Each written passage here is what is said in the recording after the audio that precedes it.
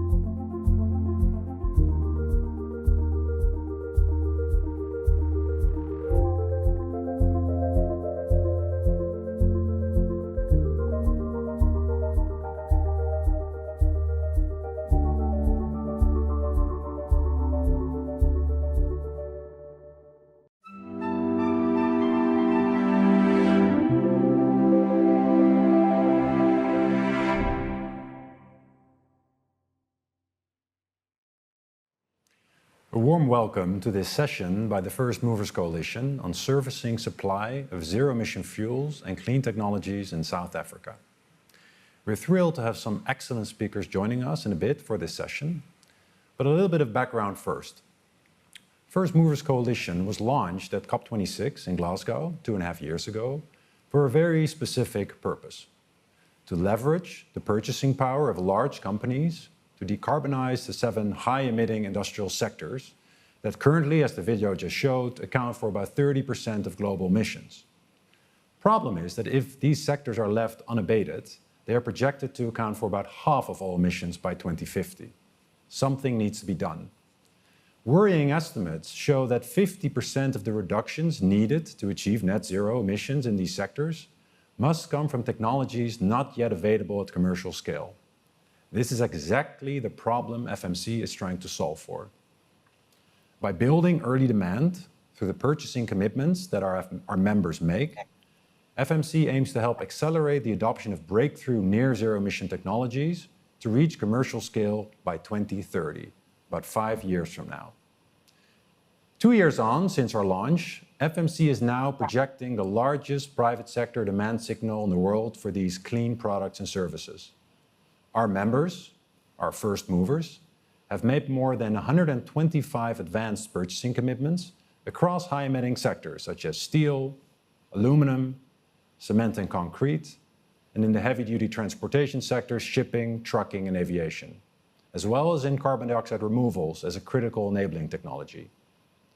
But, as we all know, a signal alone does not build a market. For our members to translate their commitments into actual deals, they need more and better line of sight on supply emergence and availability.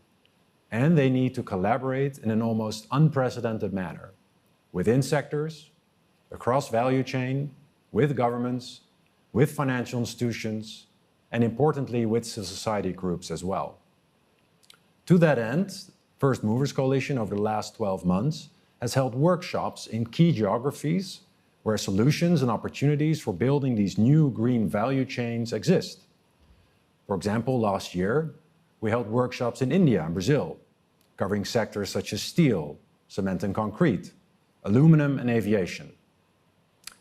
Then, earlier this year, in March, we came together in Cape Town, South Africa, to discuss with our members, prospective buyers, as well as suppliers, government representatives from different departments, financial stakeholders representing different parts of the capital stack, project developers, opportunities to decarbonize the shipping and trucking sectors and scale up clean technologies and energy sources.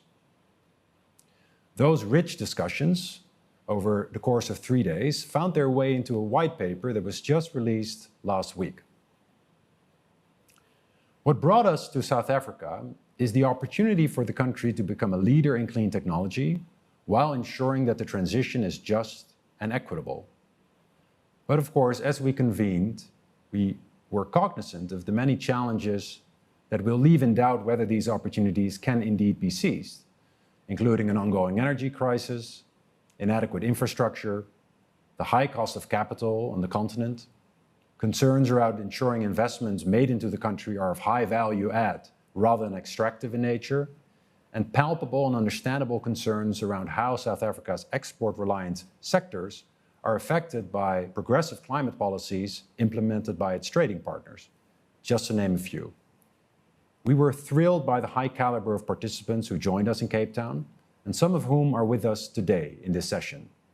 We'll dive into some of these topics with them in a minute, but before we do so, I'm delighted to be joined in the studio by my colleague, Mette Asmussen, who leads the forum's work across maritime sector initiatives, and who will share with you some of the key takeaways from our workshop. Mette, over to you. Thank you so much, Rob. I'm delighted to outline 3 key takeaways. First, global policy certainty can make up for local policy uncertainty and vice versa. South Africa has the opportunity of becoming a production and bunkering hub for maritime fuels as well as landside decarbonization. Leveraging this opportunity for shipping and trucking can create real synergy impacts. Geographic locations can become integrated decarbonization lighthouses. Talking global policy, it is key that South Africa engages in the necessary negotiations to open the opportunity. In a domestic lens, the public-private investments cannot be overlooked. This especially applies to port infrastructure, trucking charging infrastructure, and the electricity grid. Second, the potential for the Just Energy Transition Investment Plan, the JET, leveraging the power of green hydrogen. The development of green hydrogen and its derivatives can be cornerstone of a post-fossil economy. Green economy value chain supports wide ranges of use cases. The future need of heavy manufacturing, transport, fuel cells, and heat. Together, these can send a strong combined demand signal. As important, it can drive economic growth by increasing GDP by around 6% and create 1.8 million jobs by 2050. South Africa has the potential to be a role model of a just energy transition, solving domestic challenges by balancing economic growth and climate change. Thirdly, and last, the opportunities for zero-emission trucks is only an advantage if we seize it. South Africa has a strong production industry, logistics, and it's rich on mineral and renewable energy resources. It has a unique opportunity to drive a just transition, stimulate economic growth through this manufacturing engine as well. Inadequate infrastructure, power instability, and emerging policy framework can hinder that progress. But despite these challenges, increasing local and global momentum toward decarbonization is leading the South African government to really overcome and develop strategies that will solve for these obstacles. Thank you so much, and back to you, Rob. Thank you, Mette, for sharing those takeaways. I'm delighted now to bring in our 3 speakers that are generous with our time today and join us for this session. We have with us Concepcion Bu Arias, the Director of Global Partnerships, ESG, and Public and Regulatory Affairs at Maersk, one of our FMC leaders. We're also joined today by Nathan Fredericks, the Senior Industry Planner at the Industrial Development Corporation of South Africa. And last but certainly not least, we're here with Dr. Hubert Danso, the CEO and Chairman of Africa Investor Group. Hubert, I think this is as good a time as any to bring you in. I think the proposition of attracting investment has already been raised, certainly by Nathan just now. I don't want to single you out. You were the one person who was not with us in Cape Town, and we greatly missed you, but we hope that in next time you'll be able to join us. We had a very interesting conversation post the workshop, and it's why we felt it was so important to bring you into this discussion. As the CEO and Chairman of the Africa Investor Group, clearly an institution that's very relevant to what we've just discussed with Concha and Nathan, what strategic investments and partnerships do you believe are crucial to position South Africa as a leader in zero-emission fuels and clean technologies in the shipping and trucking sectors, but perhaps more broadly as well, especially considering the global shift, and we can argue it's not happening fast enough, but the global shift towards sustainable energy solutions? Hubert, over to you. Yeah, thank you very much, Rob and colleagues, and congratulations on a great white paper and what was obviously a very successful workshop in South Africa. I think, just to sort of address your question there, I mean, absolutely positioning South Africa as a leader in net zero emission fuels and clean technologies for the shipping and trucking sector is the opportunity of our time for all the reasons that we've heard and that you so articulately lay out in your report. But I think one of the things that we also really need to start with in terms of our level of consciousness around this is that the energy transition is a mega trend. And as a mega trend, it needs real multi-billion-dollar investment platforms and mega funds to really deliver South Africa's $20 billion plus portfolio of green hydrogen projects and even larger opportunity set around general renewables. And on the continent, we sort of tend to have private equity funds that are sort of sub $1 billion for infrastructure. So we absolutely need to begin to sort of elevate our mind to how do we have a very different relationship with the global institutional pools of capital. So we absolutely love what First Movers Coalition is doing, getting those demand signals out to the corporates, getting those demand signals out to the producers.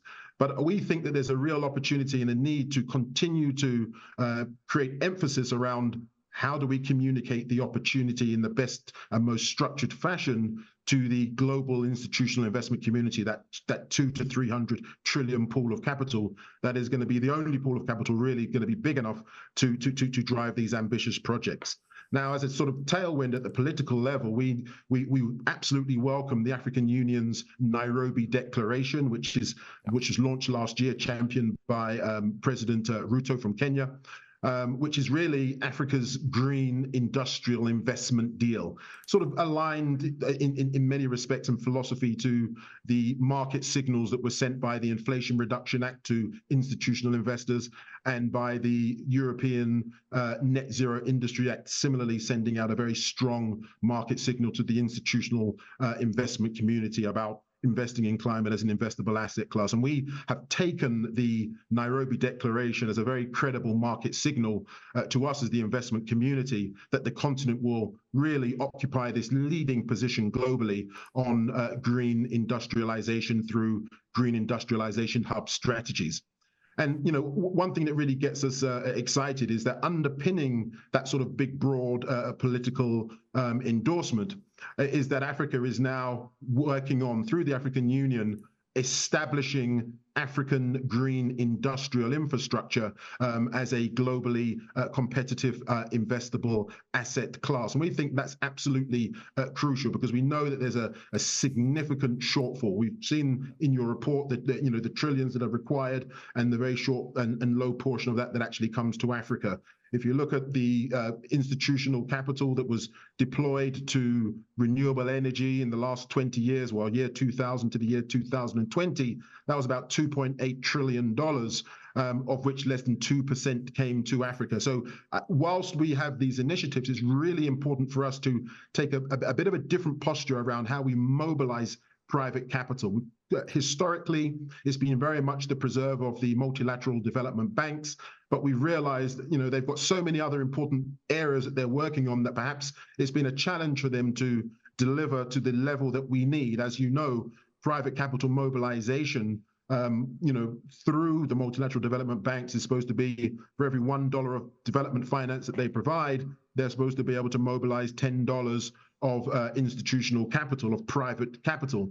But unfortunately, that, according to the G20, is only materialized into a $1 of MDB finance sort of mobilizes 20 to 38 cents. So, we continue to encourage these types of initiatives, which really create an investable universe by taking these different asset classes and these renewable energy structures and strategies and saying, how can these become more of an asset allocation opportunity? So we don't have to look at, individual projects, so deeply. We can rather just say it's now been established as an investable asset class. There are bankable and or investable offtake agreements that can de-risk the transaction so we can make allocations to that. We as asset owners can then send the right signals to the investment management and the fund management community and the developers that they can actually rely on us with significantly increased pools of capital to be able to accomplish those particular goals.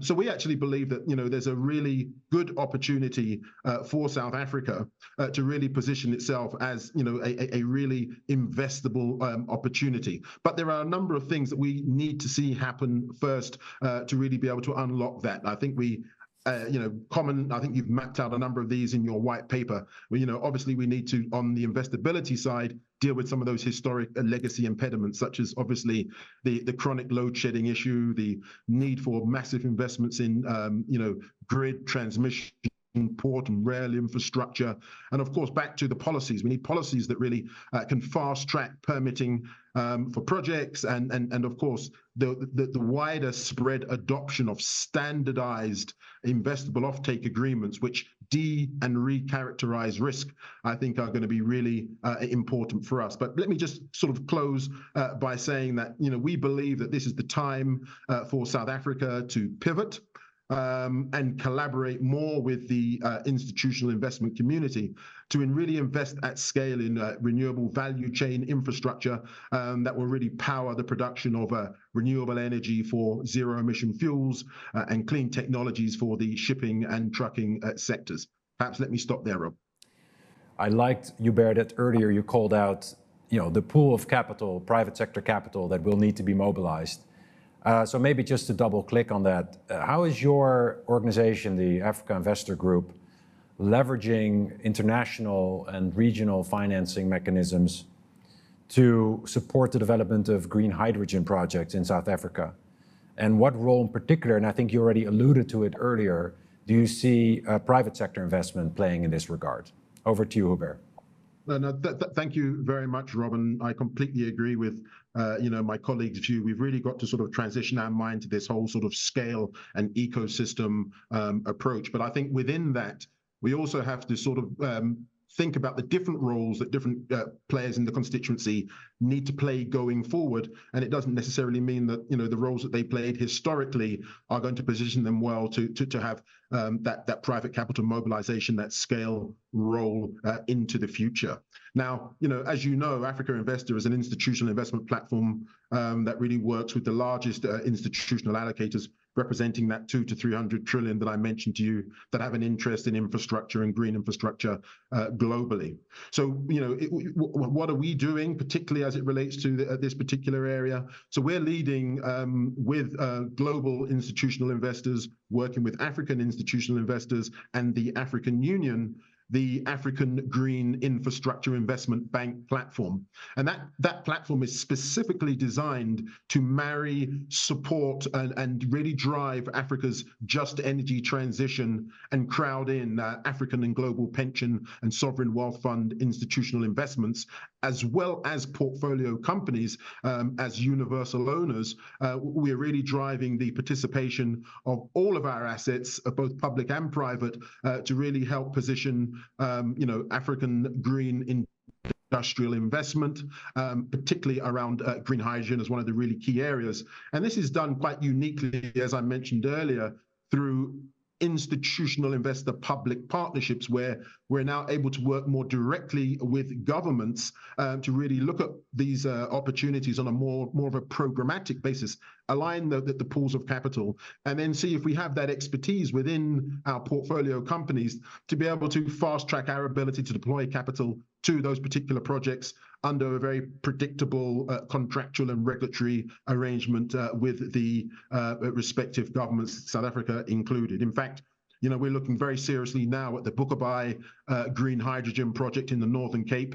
We've had a number of engagements with the government there and the provincial government. We think that is a unique opportunity for us to not only allocate to green hydrogen in South Africa, but also bring on board our thesis around the just transition and the role that long-term capital can play through place-based impact investing. So we're really looking at that Bukabai project as an opportunity, as an already designated sort of a presidential special economic zone, to drive a whole ecosystem and invest in a whole value chain ecosystem through a green industrial city framework, where we can actually then bring our portfolio companies to create those green jobs and co-locate around that particular green hydrogen project. As Nathan mentioned, it's catalytic and it's interdependent and interconnected with so many other areas of the economy.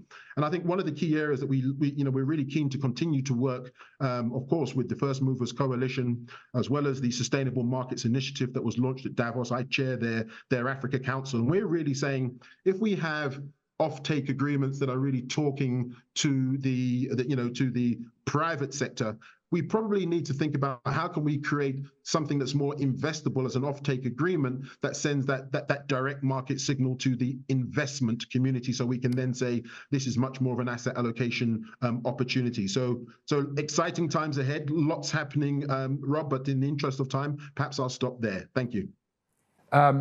One theme that came up during the workshop, and it's certainly something that came up as well during today's session with all of you, is there's an almost Dickensian quality to the situation in South Africa. What I mean by that is, half of the time we talk about the tremendous opportunities and the tremendous potential for the country to become a powerhouse in, for example, green energy and all the derivatives that can be built from it.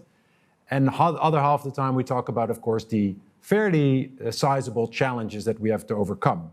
And it was one workshop participant in Cape Town who said it, I think, best. It's only an opportunity if you can seize it. What is the key challenge that we need to overcome together to make sure that we actually seize that opportunity and unlock that potential?